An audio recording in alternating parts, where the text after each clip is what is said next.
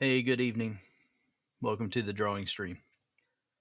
So I'm only an hour late if you were coming out here an hour ago. So um, no, I didn't forget tonight. I just had some other things I had to get done. But if you're just now joining, welcome. And if you've been here for the whole journey, welcome back. This is our 17th installment, I believe, of coming out here and working on this live. So we're on YouTube and Facebook drawing this live. It's been a lot of fun. All right, so I worked on that second camera angle, and if anyone can give me a sound check if you're over on YouTube or Facebook, I would appreciate that. But let's see here. Hey, Shiny, how are you? Okay, so the second camera angle's a little bit wider this time. So I'm going to work on the background. I think working on when we start working on the background, I think that will work just fine. Hey, Jan over in the Fine Art Cafe. How are you? Hey, Pam, thank you so much. All right. So we got a sound check then on Facebook and on YouTube. So thank you guys. Appreciate that. And I don't know if Jan had any snow today, but we had a little tiny bit of flurries today. I don't know why I always bring up the weather, but I do. So I just thought that was so funny having snow this time of year. I'm ready for that to be over with.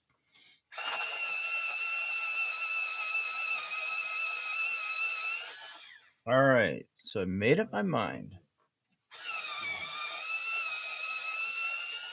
Had flurries, okay. Yeah, that's all we had, Jan, was flurries. So I'm gonna use. I've got like 100. Oh, Cheryl, I'm sure you did too, because you're close to where I am. So I've got like 100 bark pencils by Inktense.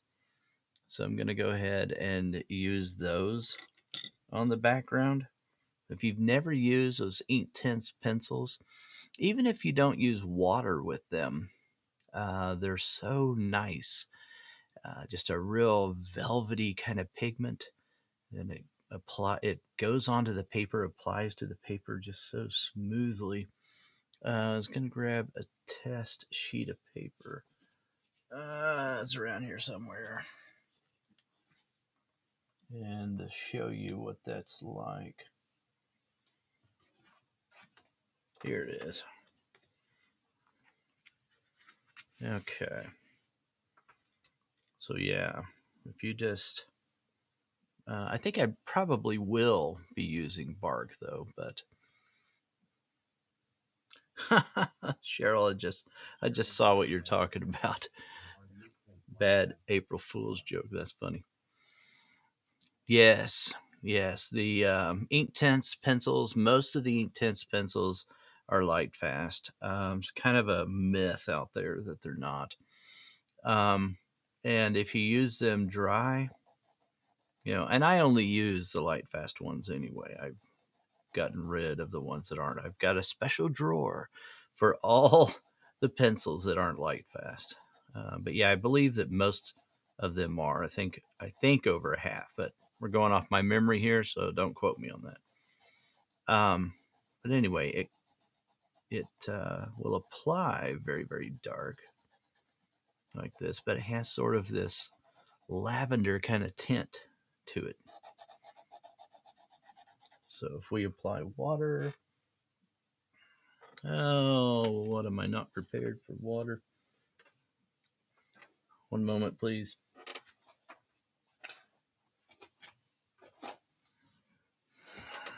Did you miss me? Okay, here we go. Let's get a little bit of water on here.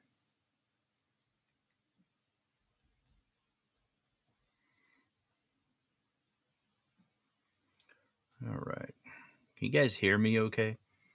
I'm having to put that mic in a different spot. There we go. Yeah, there you go, Shiny. Trick 'em. So, yeah, look how smooth the application is right there. But you can go back over that then, even after you get that on there, and apply more of the ink tints on top. You know, now I'm doing it when it's not dry yet, but I'll wait till it dries probably. Hopefully you can see. I mean, it's sort of this purplish kind of color, so may not show up real well on camera there, but that's what it is. Yeah, Salmia, thanks for joining us. Yeah, I'm thinking about doing that for the background. I think I will. So I think that'll be kind of fun. Okay. But we've got other issues to take care of tonight, right? All right. Well, you may have been here yesterday when I was working on the red on that hand a little bit. So I'm going to go back over there to that. Maybe go with this angle for a little bit.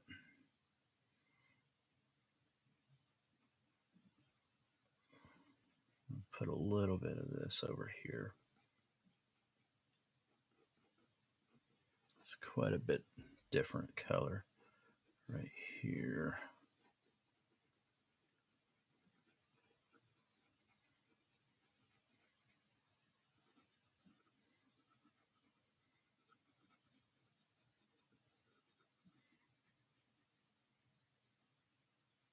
Okay. Now I do want to use this color and just I want to kind of push a little bit of that red into, make it bleed a little bit into, pardon the pun, into the skin over there.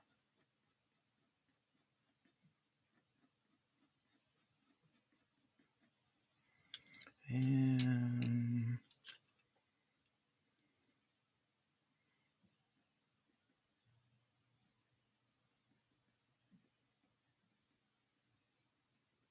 it's a little bit too far right there. I'm going to push that back. And when I say push something back, I'm really talking about adding more of a darker or a lighter value, which is typically the opposite of whatever value you're working in.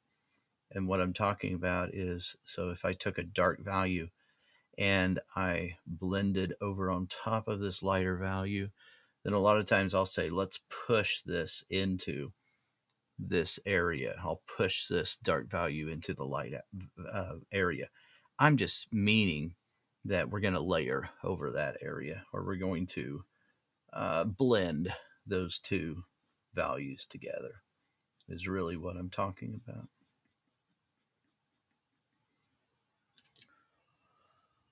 Okay.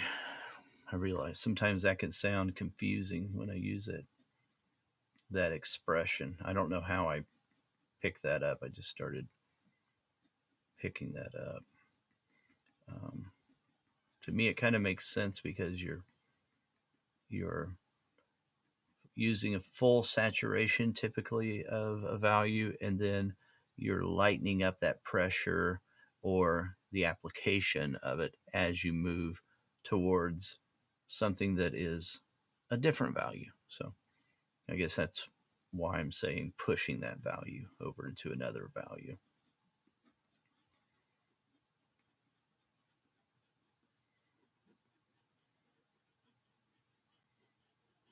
All right.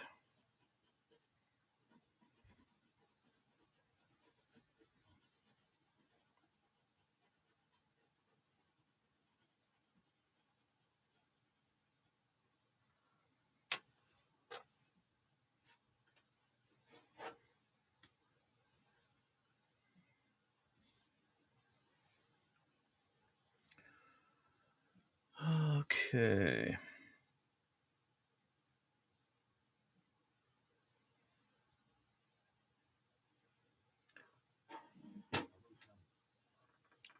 Switch over to my overhead camera. Make sure that's showing up. All right, yeah. I am liking that a lot. Okay. Now I'm going to push another value over here. I'm going to apply some of this Mars Violet.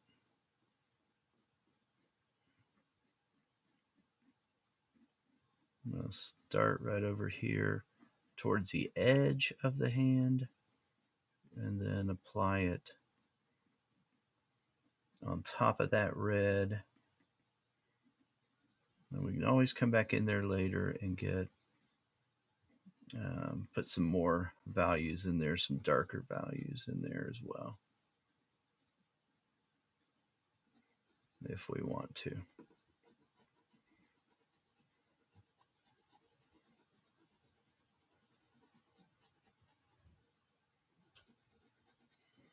All right.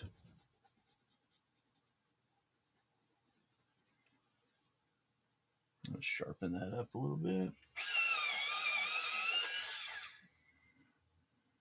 Okay. Now, add that over here.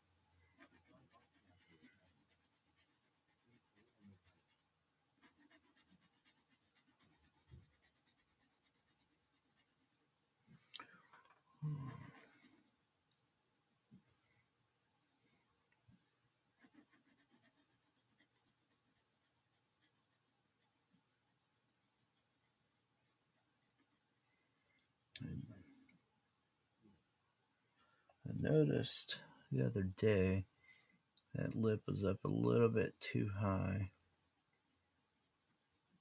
Now, this is where sometimes color matching matters, is when you're trying to match some value because you're trying to correct something. Um, and it's a blend of colors that you've put together. And so if you go back to it, you may have to try to determine what those colors were. And you may have forgotten what you put in that area. And if you forgot, then you kind of just you can just do a color match and get as close to it as you can.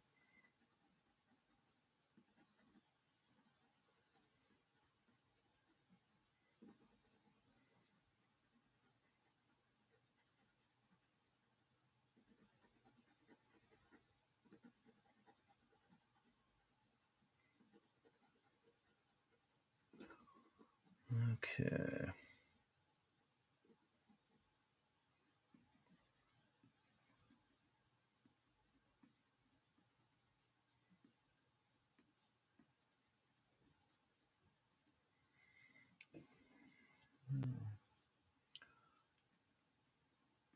I used a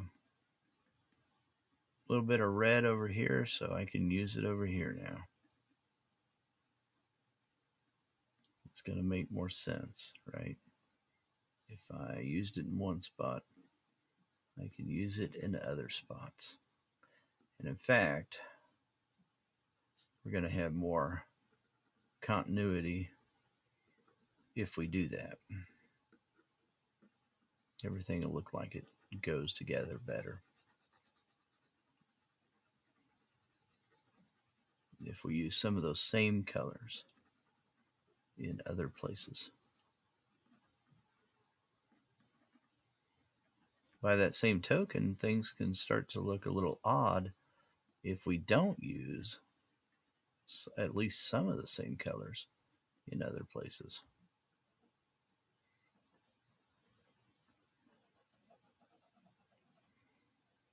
Because it'll start to stand out and look a little bit, you know, like a brand new color palette. So we don't want that. Put a little bit over here. in the dark area of the ear. There we go. Okay, where is that pink I was wanting to use?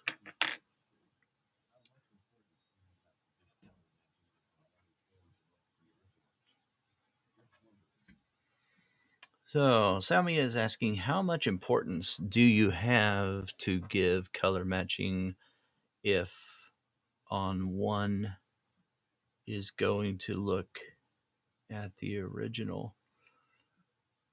If no one, maybe you're meaning if no one is going to look at the original, just wondering. Um, yeah, that doesn't matter. I don't think that matters very much at all. I think it matters very little, actually. Color matching, I think, is important whenever, um, like we were doing over here, where we needed to correct some things, you know, and I couldn't remember. I would have had to gone through all the layers that I went through to this point. Well, I don't remember that. Um, and somebody will say, "Well, why didn't you write it down?" Well, because I don't. I don't know. I mean that would just take a lot, and then you go back to your note. You won't remember what you put down every little spot every single time. Now I got a pretty good idea of what I put down there, right? But what if you come back to a piece months and months down the road and you decide you want to change something? That's happened, right? Well, then your color matching skills are going to come in handy quite a bit if you're doing something like that. Okay, let me use this red.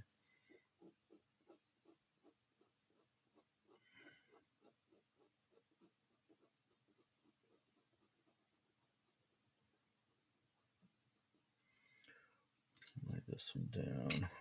Get it out of my way.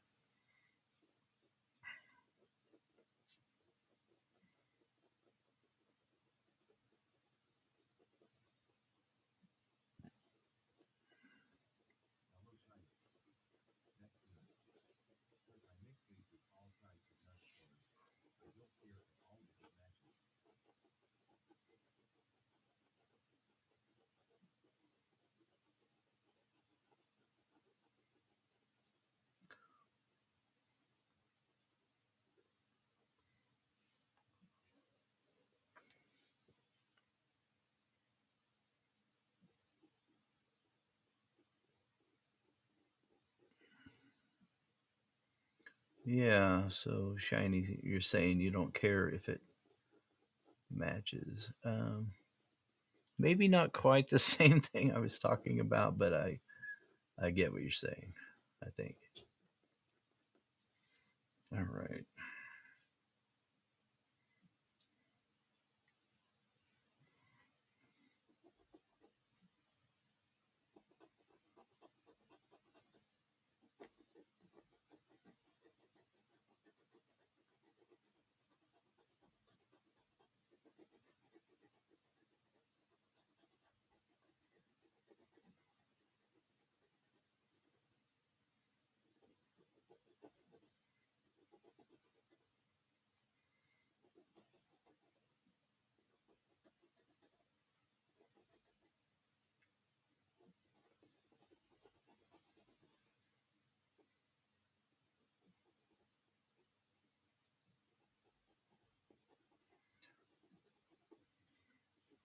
Now, once I've got that red in there and that pink, then coming back in here with oyster color, um, you can certainly see how that influences the lighter oyster color on top, having that red base underneath.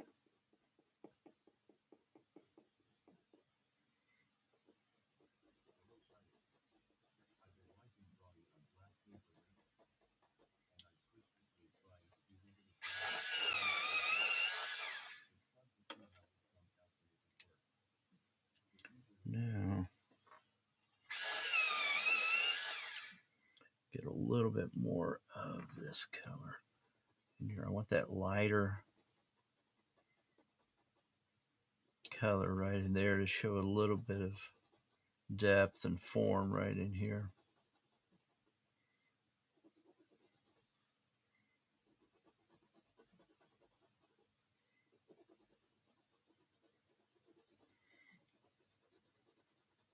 And then we can come back in there with like a salmon color, something like that, or a dusky pink, dusky, or what's that other color we were using? Is it dusky pink? Yeah, dusky pink. There's also flesh pink. That might be a good one actually to use right in there.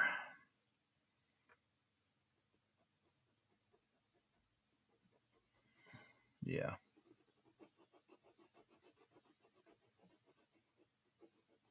Just a little, just slightly different flavor right in there.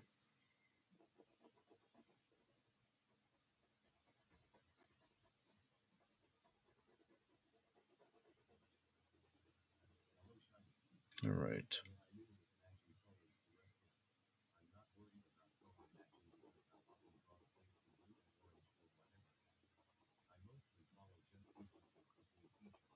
And then I can come back over here with a darker, slightly darker pencil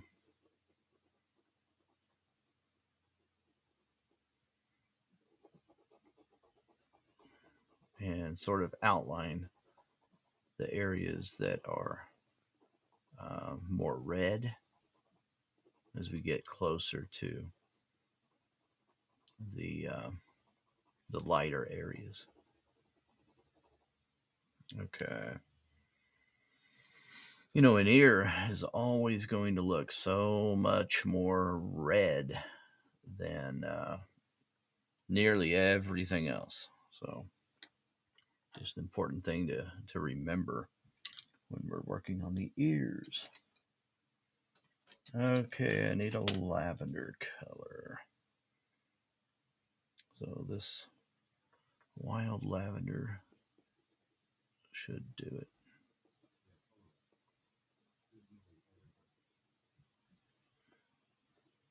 Oh, Deborah is here. Deb, we're keeping you up. How are you? All right.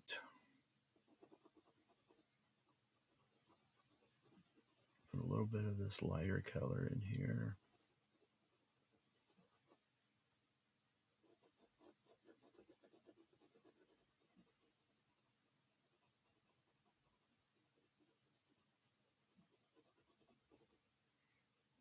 Okay. Now,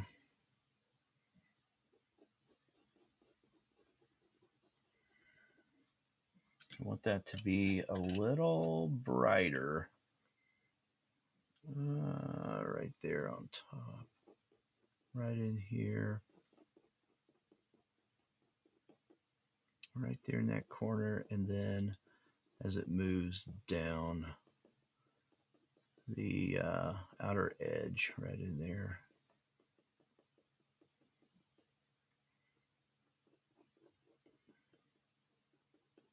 Okay.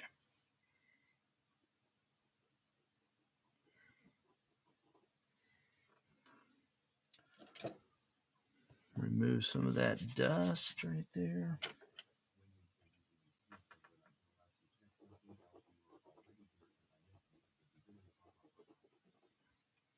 No, we got a late start tonight, Deborah. Unfortunately. Late start.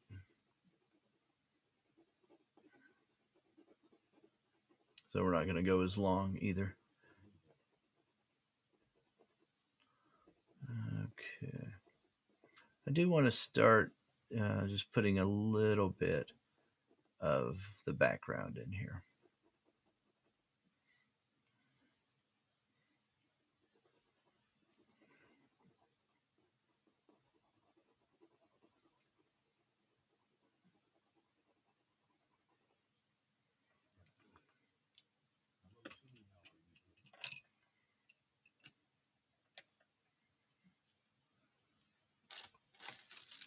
little tiny bit of our other, some of the pink in that ear in here.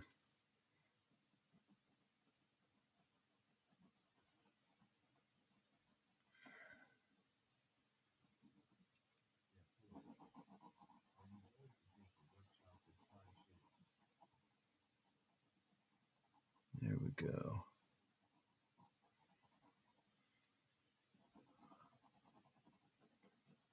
Get some of it in here. Just a little bit. Not a lot.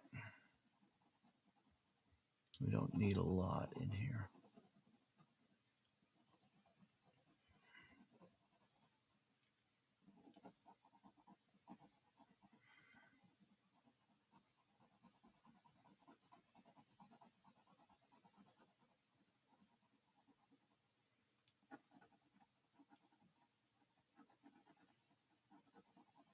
Okay.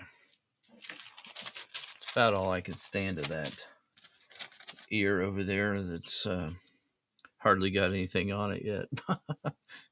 It felt like just drawing straight on the paper right then, because we've done so many other things already.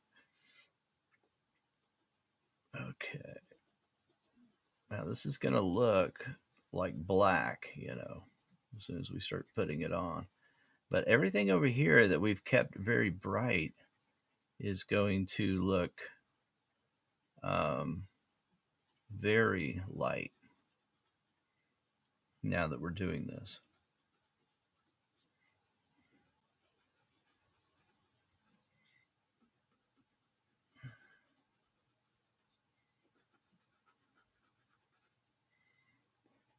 I'm just going to create a little bit of a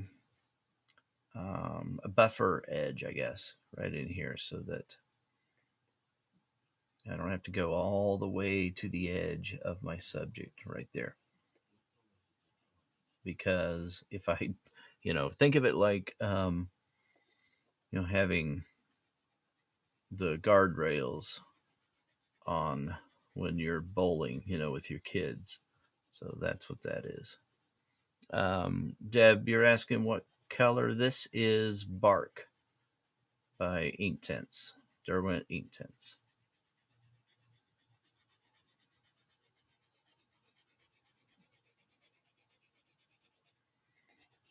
One of my favorite colors. It just has this lavender kind of tint to it. You don't really see it until you add water to it, and then you see it.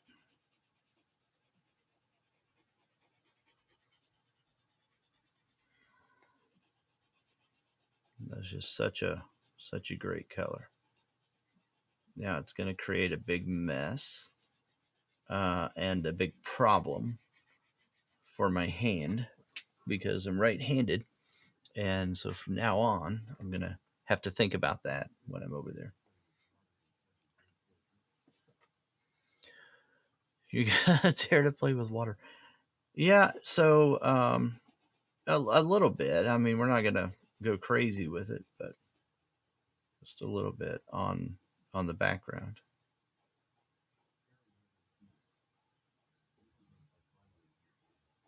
Hey, Karen, welcome.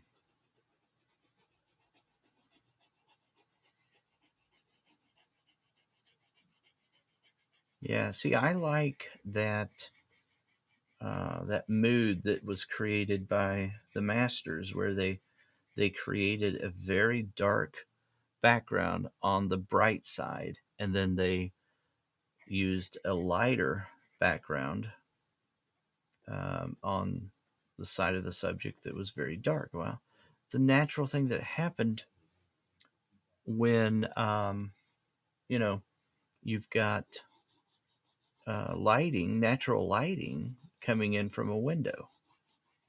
That's typically what you get, and so I just think it adds just a dramatic mood to your portrait when you do that. I don't know. I like that kind of thing. I like that look a lot.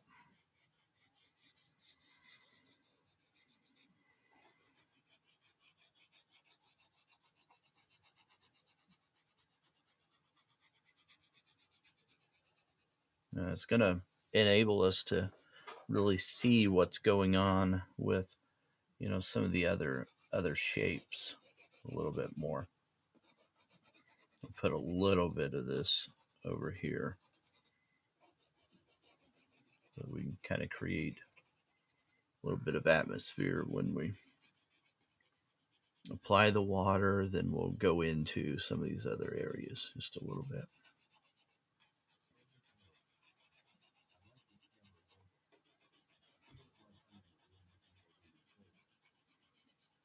Oh, good. I was wondering about that camera angle, if it was going to be any better or not.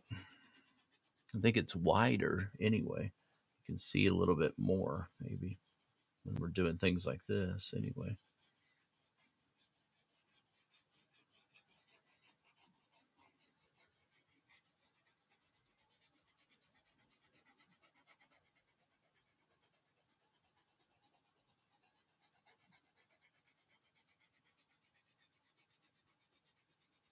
All right. I think we're going to, let me see here. I think we're going to get close to being done here. Yeah, we'll go a couple more minutes here. All right. So,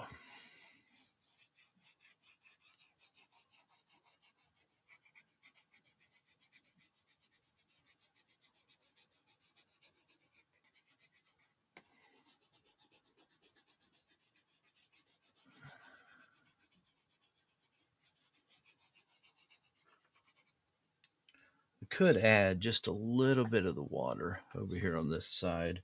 It'll give us a sense of what it will look like.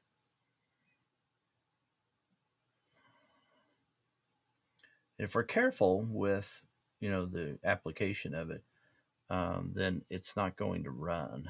So it'll just give us a very dark, rich tone. I'm going to try to push some of that water out.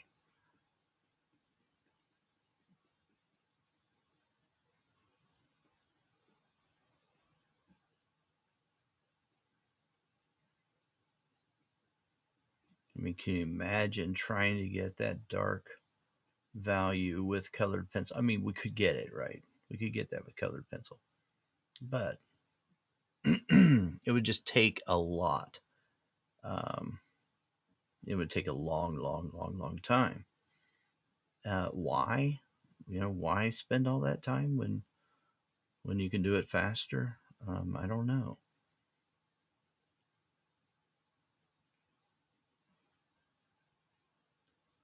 And it's a very cohesive look when you're using this particular pencil as well.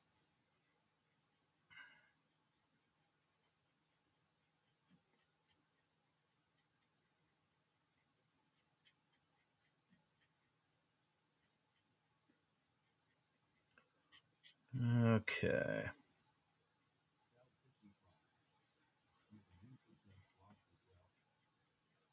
Yeah, you can use Inktense blocks, Somia. Yep. I don't really care for them a whole lot. I mean, as much as I do the pencil, I say, because I need like gloves, to use them because it's water soluble ink, and so it stains really easily.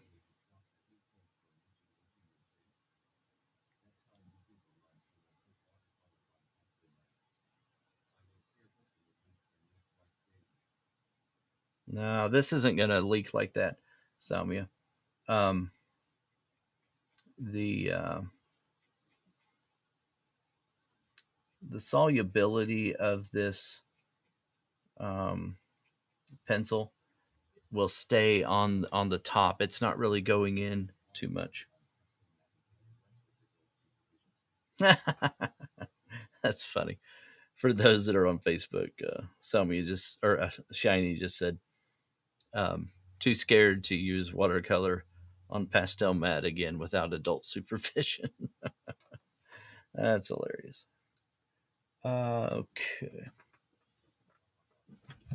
I had a different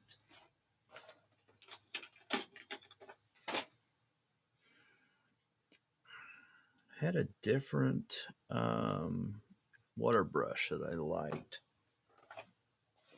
Let's see if I can find it.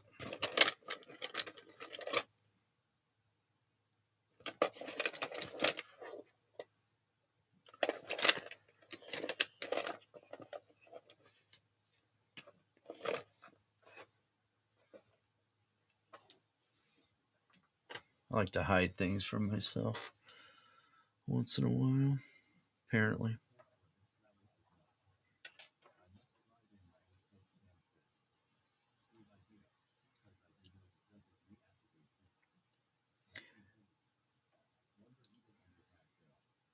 Yeah, I mean,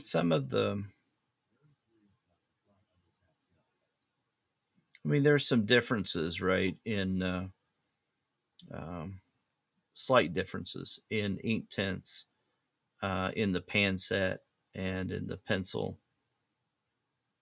and what you get in the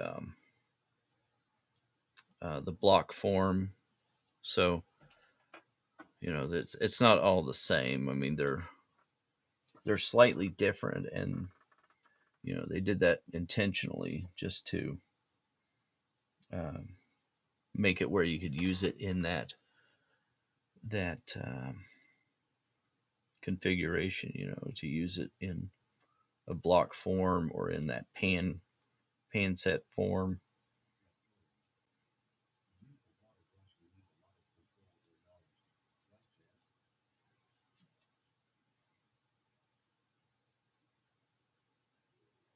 Oh, is that right, Jan?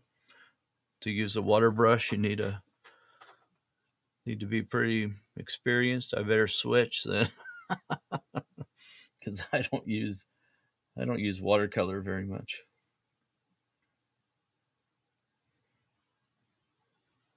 Trying to get the brush on this moistened before I put it on camera. I think it's moistened here. Enough, yeah, enough.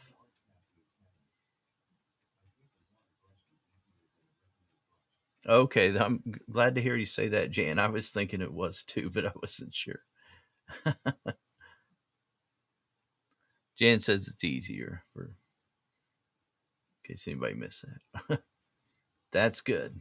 So I better stick with the water brush then.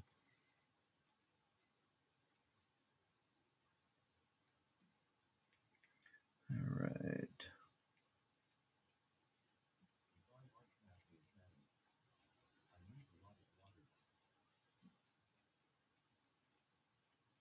Ah, yeah. Yeah, I'm not going to be using a whole lot of water.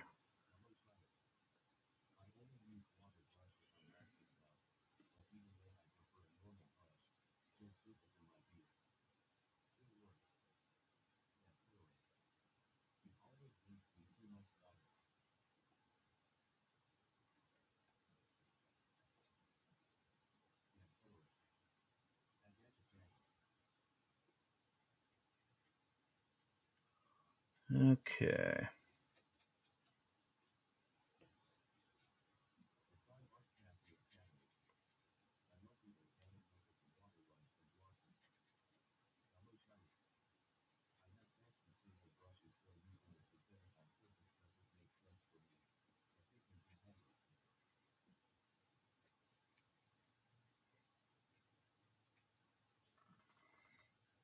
Now, the cool thing about it, though, is with, you know, with even this, I mean, it's got, it's like some of these bleed marks in there, which I kind of like. So that's still a little bit wet, not a lot, but a little bit. So All right, I'm going to let that dry though before I do anything else with that. The nice thing about that is it gave us now, when we look at it, we've got a very dark um, tonal structure in here now. And whatever we thought was dark over here suddenly becomes so much lighter now. And when we get over to this other side, this ear, I don't know, maybe it looks like it to you already, but it will look like it even has a slight little glow to it. You know, ears often do that, right? Um, because of how thin the skin is, and there's a lot of red, a lot of blood to the surface in there. But we have that tonal structure in place now. So, all right. So I'm going to go ahead and stop the stream. Thanks, guys. Thanks for joining, and have a great night. And we will see you all tomorrow.